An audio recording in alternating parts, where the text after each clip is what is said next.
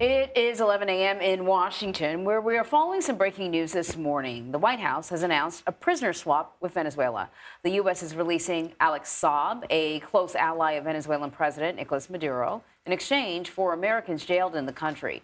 Saab was extradited to the U.S. in 2021 on charges including money laundering and bribing Venezuelan officials for illegal business advantages. So Ed O'Keefe is following this for us from the White House. Ed, what do we know about the deal? Anne-Marie and Vlad, we know what you've said there, and we are expecting to learn more throughout the day. But basically, this guy, Alex Saab, who's a close associate of Nicolás Maduro, is heading back to Venezuela in exchange for a handful of Americans. We know of at least 8 so far. It could be more. And it's believed that the swap will occur in a third country other than the U.S. or Venezuela. And at that point, we're expected to learn much more about this. This is the result of months of talks regarding the U.S.-Venezuela relationship, regarding the future of democracy in that oil-producing country.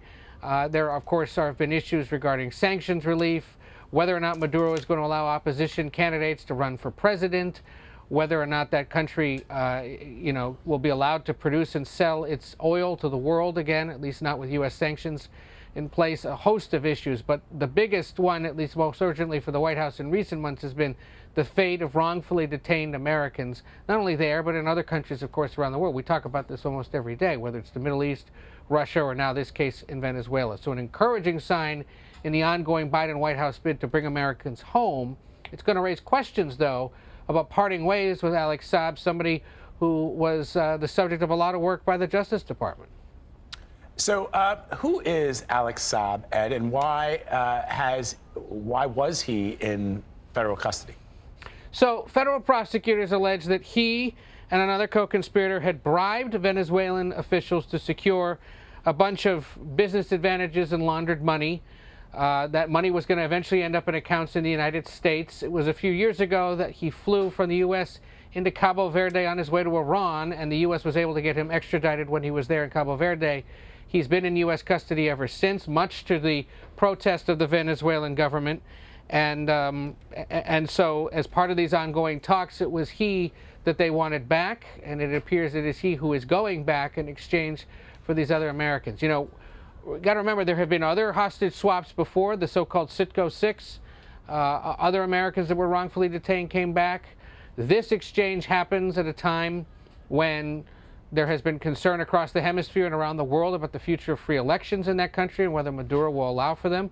Also at a time when a growing number of Venezuelans are the ones showing up at the U.S.-Mexico border seeking asylum or legal status of some kind here in the United States. So when you think about why that issue is happening, it's because of what's going on in part in Venezuela. And this ongoing outreach and discussion between the Biden administration in Venezuela is partly designed to address the political and economic instability in that country and also get Venezuela eventually to take back people who the United States wants to be able to deport as part of current and potentially future immigration policy. So it's all connected in many ways. So speaking of all connected and this open dialogue, Venezuela is demanding that the U.S. remove all sanctions. Is that on the table? Well, we will see. There were supposed to be sanctions put back in place in late November if Maduro hadn't made some concessions towards free and fairer elections next year. That hasn't happened, and there's been an open question now for the last several weeks of whether those sanctions would in essence snap back, as the expression is. And there's no word of that so far today, whether that's part of this deal. But we will learn, or we're expecting to learn, much more about who these Americans are that are coming home, what the full scope of the exchange is, what it could mean for the future of the U.S.-Venezuela relationship, not only politically and diplomatically, but economically, and whether sanctions are involved as the day progresses and as word of this swap comes through from both countries. All right. Ed O'Keefe for us at the White House with the breaking news. Ed, we appreciate you.